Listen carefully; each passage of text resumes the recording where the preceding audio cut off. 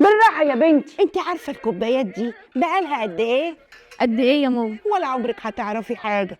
ده انا من 10 سنين قعدت الف على الكوبايات دي عشان شفتها في المسلسل اللي كان بتاع الاستاذه نبيل عبيد والاستاذ كمال ابو ريس. استاذ كمال ابو راي كان بيشرب في الكوبايات دي شاي فعلا. بعدين 10 سنين ايه يا حبيبتي؟ انا من ساعه ما اتولدت وانا بشوف الكوبايات دي في بيتي. ده يوم ولادتك ده كان اصعب يوم عندي.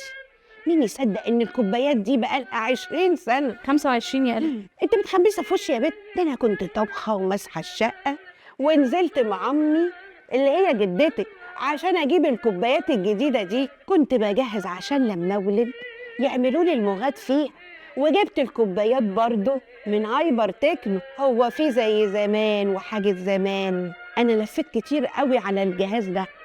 عارفه التلفزيون اللي جوه ده ما تلاقيش زيه ابدا. في اجدد دلوقتي، في اجدد. النبي لا انت بتفهمي حاجه ولا هتعملي حاجه. يعني انت تقدري تجيبي التلاجة اللي جوه دي ولا البوتاجاز؟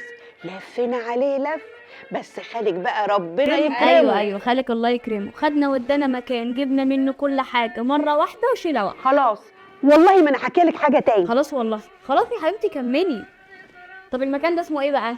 هايبر تكنو. سبحان الله، هو كان موجود من زمان قوي كده؟ ياه من زمان قوي. انا امي كانت بتجيب منه واخويا جاب منه حسن واختي جابت منه. ناد. ما انا عارفه يا ماما والله عارفه. طب اقول لك على حاجه، انا كمان بجيب منه. لا شفتي الترابيزه اللي جوه دي؟ اللي انا لسه جايباها اونلاين، ما انا جايباها منه. طب اقول لك على حاجه، شفتي الانتيكات دي؟ جايباها منه. يا حبيبتي يا حبيبتي يا حبيبتي جدعه. ده الجرامفون ده بقى كان جد من 1970 ولسه مكملين. هايبر تكنو في كل بيت مصري.